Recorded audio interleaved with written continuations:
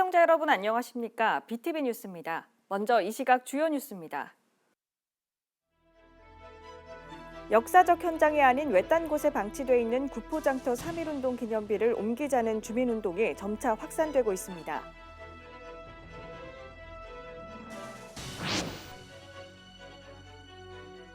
(65세) 이상 노인 인구 비율이 27%로 부산에서도 초고령 도시로 손에 꼽히는 서구가 최근 세계보건기구로부터 고령 친화 도시로 인증받았습니다.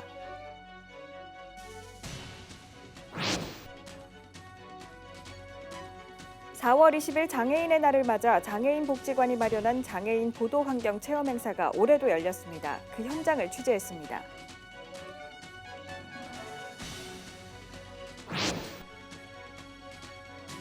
그동안 뚜렷한 활용 방안이 없었던 송도 오션파크가 다음 달부턴 시민과 문화단체에 개방돼 다양한 행사와 공연들이 펼쳐집니다.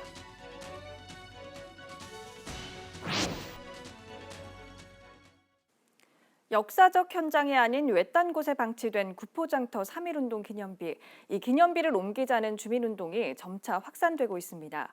지난 보도 이후 구포 지역 주민들에 이어 구포시장 상인들도 서명운동에 발벗고 나섰습니다. 박재한 기자입니다. 1995년 구포대교 옆 제방에 세워진 구포장터 3.1운동 기념비입니다. 매년 3월 29일 여기서 기념식이 열리지만 정작 주민들은 비가 어디에 있는지 무엇을 상징하는지 모르는 경우가 많습니다. 올해 3월 구포장터 3.1운동 기념비를 역사성에 맞는 장소로 옮기자는 구포 지역 주민들의 서명운동이 펼쳐진 데 이어 최근에는 구포시장 상인들이 나섰습니다. 벌써 전체 상인의 3분의 1에 가까운 400여 명이 뜻을 같이 했습니다. 저희들도 몇 번 지나쳐도 사실상 거기가 기념비가 거의 있은 사실을 잘 몰랐거든요. 그래서 누가 보더라도 그 기념비는 거기 있을 곳이 아니고 실제 만세 운동을 한 그 현장에 있어야 되지 않나 그렇게 생각합니다. 그렇게 생각하는 분들이 참 많고요. 국민들과 구포시장 상인들 여러분들이 공감대가 형성돼서 아마 올해 추진을 하게 된 계기가 됐습니다. 구포장터 3.1 만세운동은 지식인 중심의 다른 만세운동과는 달리 상인과 학생, 농군들이 주축이 되어 전개됐습니다. 지금의 시장을 지키고 있는 상인들의 자부심도 큽니다. 표지석이 있는 시장 입구에 쌈지공원을 만들고 기념비를 옮겨오는 게 목표입니다.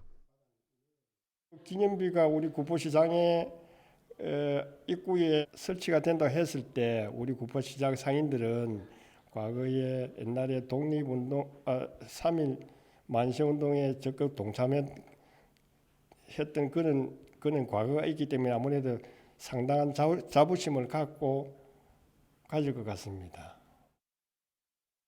상인회는 구성원 서명운동이 끝나면 구포장날 하루 최대 5만여 명에 이르는 방문객들을 대상으로 서명운동을 확대할 예정입니다. BTV 뉴스 박재한입니다. 서구가 유니세프 아동 친화 도시에 이어 WHO 고령 친화 도시로 인증받았습니다. 고령화 속도가 더욱 빨라지고 있는 서구가 노인 정책을 WHO로부터 점검받고 비슷한 상황에 놓인 세계 도시들과 함께 고민하는 계기가 마련됐습니다. 장동원 기자입니다. 서구 65세 이상 고령 인구 비율은 27%, 초고령 사회 기준 20%를 일찌감치 넘어섰고 부산 평균 21%와도 큰 차이를 보입니다. 부산에서 세 손가락 안에 드는 초고령 도시입니다. 지금까지 서구가 다양한 노인 정책을 펼친 가운데 최근 세계보건기구 WHO로부터 고령 친화 도시로 인증받았습니다. 고령 친화 도시는 노인이 안전하고 건강하게 생활할 수 있도록 정책과 인프라, 서비스 등을 갖춘 도시를 말합니다. 서구에서 사시면서 편안하게 노후를 지낼 수 있도록 하는 게 가장 근본적인 목표고, 그렇게 하다 보면 선도적인 역할을 해서 그 국제 네트워크에 있는 다른 도시들과 교류를 해서 더 좋은 거는 벤치마킹을 하고, 그리고 또 후발주자로 들어오는 도시에 또 저희들이 사례를 또 공유할 수 있고. 서구는 어르신을 위한 도시 환경 조성과 지역 사회 구축, 건강한 노후 보장을 3대 추진 전략으로 세우고 8개 분야 50여 개 세부 사업을 진행합니다. 산복도로 지역 보행 환경 개선과 노후주택 정비, 경로당 현대화와 케어 안심주택 확충을 비롯해 노인 일자리와 돌봄 서비스도 확대해 나가게 됩니다. 매년 실행평가를 하거든요. 실행평가를 통해서 가지고 있지 않은 것에 대한 사업에 대해서는 추가를 넣어서 어르신들이 이 도시에서 더 편안하게 사실 수 있도록 할 수 있는 환경 개선이 될 것이고요.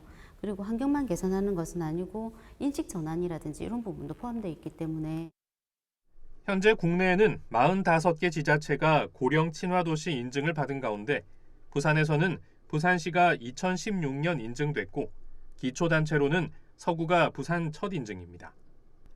서구는 세계 51개 나라 1,470개 도시와 노인 정책을 공유하게 됩니다. BTV 뉴스 장동원입니다. 4월 20일은 장애인의 날입니다. 한 장애인 복지관은 매년 지역의 명사를 초청해 장애인 체험 행사를 갖고 있습니다. 올해도 어김없이 행사를 열었는데요. 이들의 체험을 통해 바뀐 것은 무엇일까요? 김석진 기자가 다녀왔습니다. 비장애인이 휠체어에 앉았습니다. 손으로 바퀴만 굴리면 될 줄 알았는데 배울 게 많습니다. 실제 거리로 나서보면 차를 운전하는 것보다 더 힘이 듭니다. 활동 보조인 없인 낮은 경사도 아찔한 절벽입니다. 살려주세요. 엄청 위험하고요. 이런 게. 횡단보도를 만났습니다. 파란불이 켜지고 건너는데 절반도 안 돼 빨간불로 바뀝니다. 건너와서도 장애물을 만납니다. 1cm밖에 안 돼 보이는 턱을 오르지 못합니다. 차량 차단봉도 장애물입니다. 이번엔 시각장애인 체험입니다. 저시력 장애 체험용 고글을 쓰고 시각장애인용 지팡이를 듭니다. 나머지 빈손은 앞을 향합니다. 사물의 색상과 형태가 거의 구분이 되지 않는 상태. 시각장애인을 위한 보도블록에 의지할 수밖에 없습니다. 그런데 없는 곳이 더 많습니다.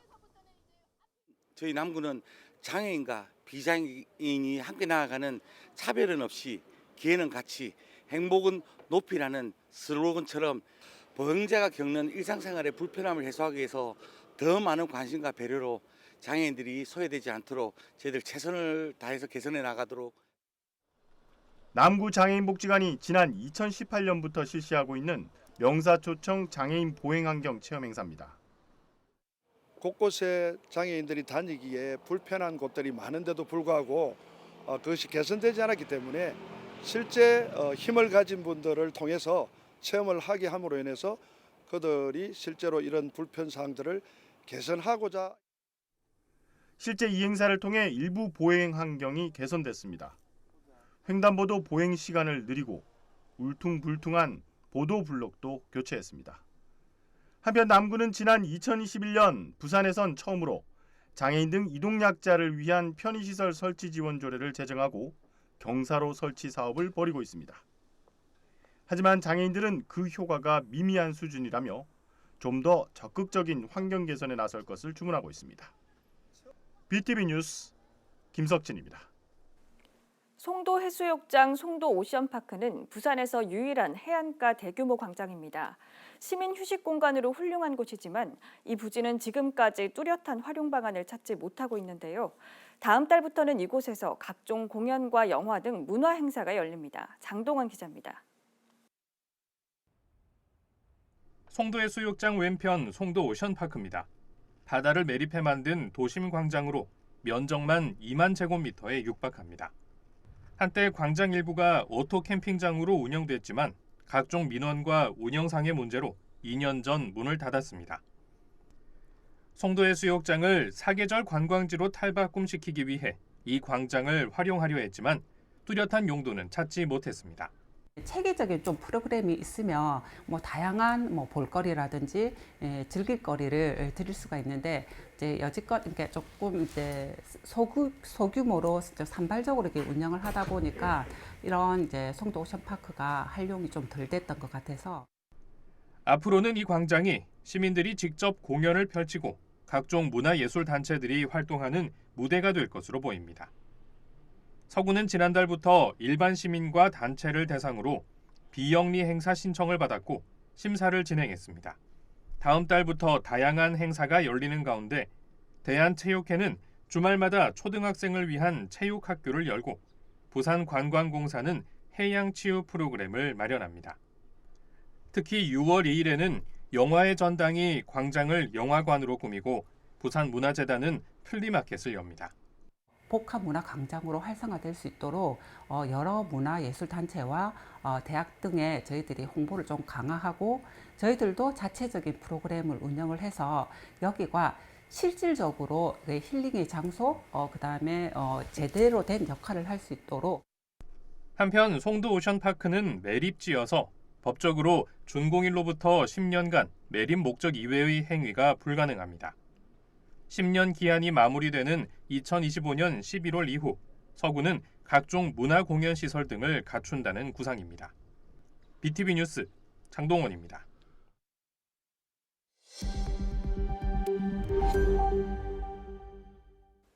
올해 부산시교육청 지방공무원 임용시험 원서 접수 결과 평균 14.3대 1의 경쟁률을 보였습니다. 올해 선발 인원은 128명으로 지난해보다 10명이 증가한 반면 지원자는 373명이 줄어 올해 경쟁률은 지난해 18.7대 1보다 감소했습니다. 교육청 공무원 임용 필기시험은 다음 달 25일 시험 장소를 공고한 뒤 6월 10일 치러집니다. 북구는 오는 5월 22일부터 24일까지 문화예술 플랫폼에서 UX UI 디자이너 양성 교육을 실시하기로 했습니다. 교육은 UX UI에 대한 이해, 피그마 툴 기본기, 웹 앱 페이지 제작, IT 기업 면접 컨설팅 등으로 구성됩니다. 이번 교육은 전액 무료로 관내 거주하는 만 19세 이상 39세 미만의 구직자 20명을 대상으로 4월 24일부터 5월 12일까지 선착순 모집입니다. 최근 스쿨존에서 학생이 음주 차량에 치여 숨지는 가슴 아픈 사고가 발생했습니다. 아이들을 보호하기 위해 지정한 곳인데 사고는 끊이지 않고 있습니다. 일반 학생들도 이렇게 위협받는데 시각장애를 가진 맹학교 학생들은 더욱 불안할 수밖에 없습니다. 최영광 기자가 보도합니다.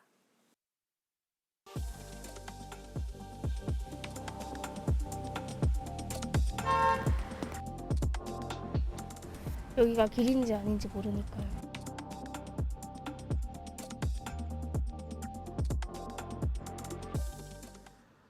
오전 7시 40분 동래구의 한 통학로입니다.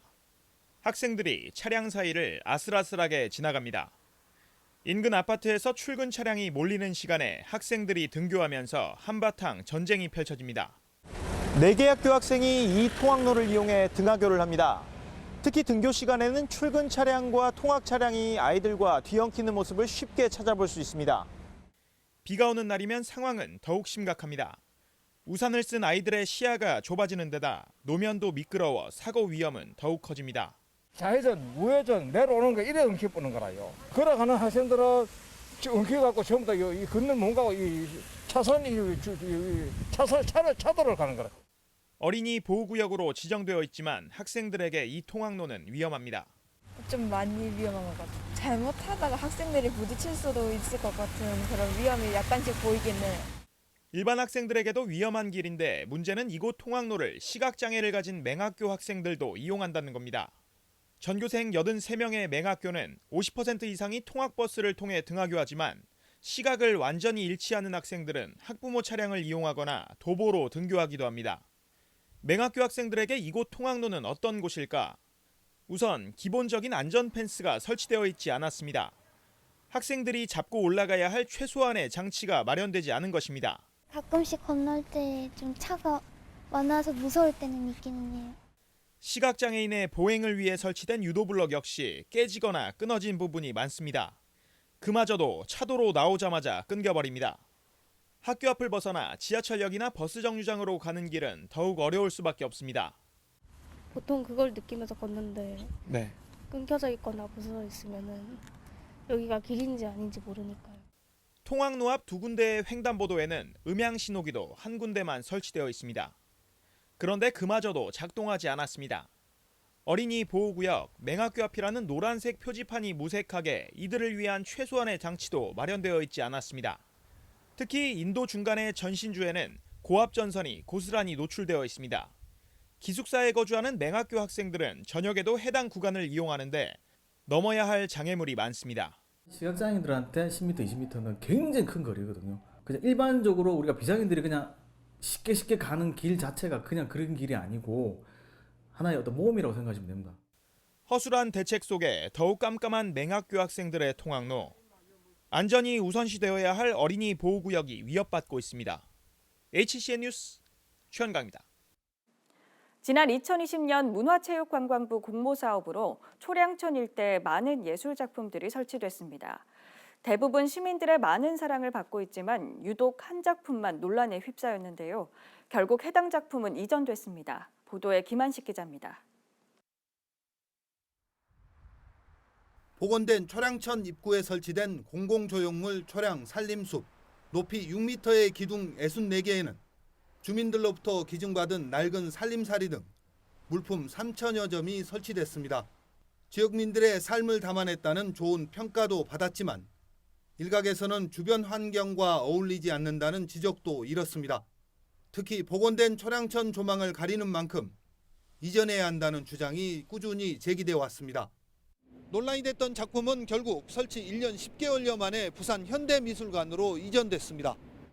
현재 작품이 설치되었던 자리는 빈 공간으로 남아 있습니다. 공연하고 예를 들어 가지고 무슨 행사할 때 그런 거 하나 쓸 수 있는 게 제일 좋지 않나 생각하고 있습니다. 주민들이 할 수 있는 공간으로 만들 수 있는 게 제일 좋지 않을까 생각하고 있습니다. 1단계 복원이 마무리된 초량천은 현재 초량 6거리에서 부산고등학교 입구까지 2단계 복원 사업이 추진되고 있습니다. 또 하천 주변 활성화를 위한 용역도 진행 중입니다. 하천을 따라 녹지와 휴식 공간을 조성하고 경관 조명 등을 설치해 볼거리를 제공한다는 계획입니다. 또 기존 교통체계를 정비해 초량동 일대 교통 환경을 개선한다는 내용도 포함될 예정입니다. 주민들이 즐겨 찾는 휴식 공간으로 거듭나야 됩니다. 또 지역 주변의 상권에 도움이 되어야 되고 이런 것들이 복합적으로 그 기능을 할 수 있도록 만들어내 주는 것이.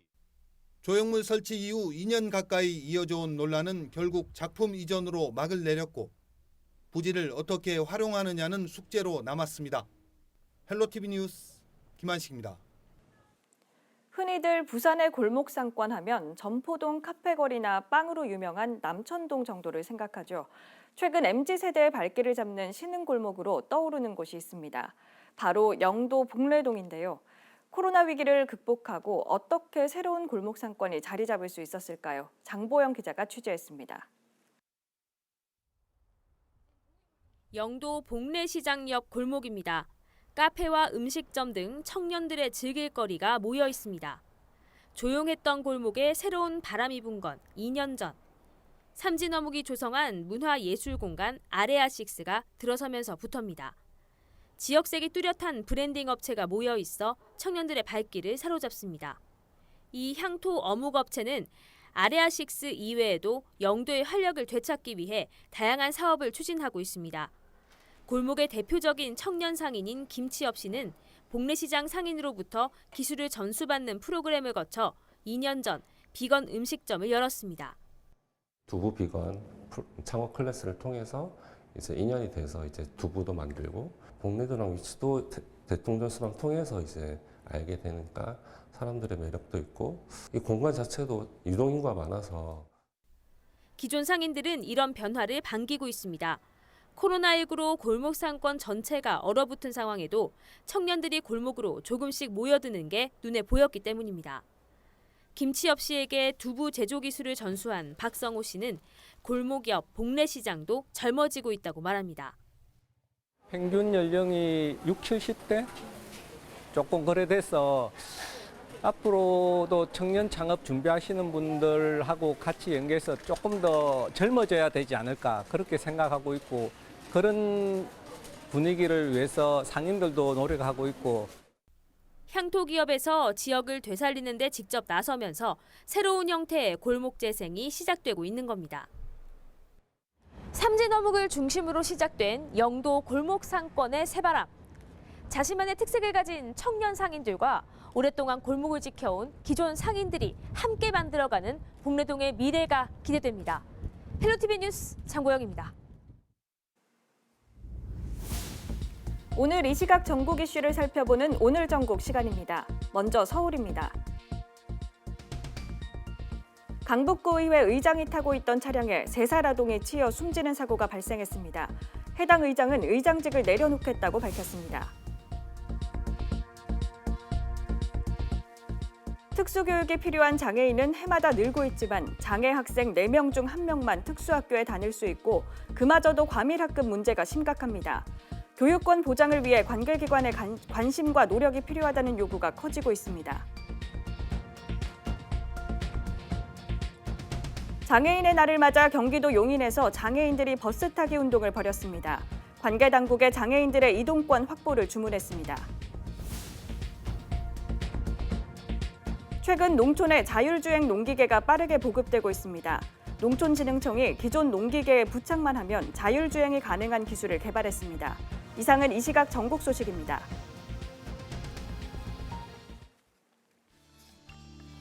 이어서 포토뉴스입니다.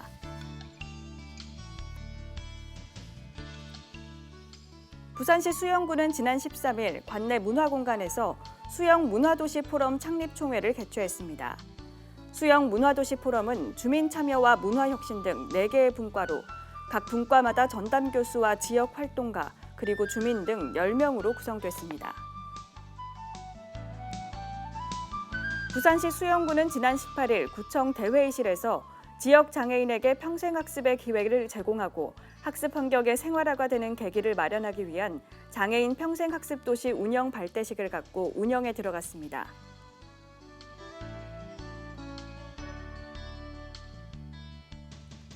동아대학교 기초교양대학은 지난 19일 학교 교양과목 개발과 운영 등에 참여하는 제6기 교양교육 학생평가단 발대식을 갖고 8명의 평가단이 활동에 들어갔습니다. 사상구청은 고향사랑 기부제 시행 100일을 맞아 구 홈페이지에 고향사랑 기부자 명예의 전당을 개설했습니다. 개설된 명예의 전당에서는 고향사랑 기부금 100만 원 이상 기부자에 대한 소개와 사진을 볼 수 있습니다. 사상구 주례삼동 지역사회보장협의체와 새마을부녀회는 지난 15일 사랑 듬뿍 온정 가득 밑반찬 나눔 사업을 통해 어묵볶음 등 회원들이 정성껏 만든 밑반찬을 취약계층 33세대에 전달했습니다. NH농협은행 부산 강서지점은 지난 18일 강서구청장실에서 관내 저소득계층 장학금 지원을 위해 사용해달라며 장학기금 300만 원을 강서구에 기탁했습니다.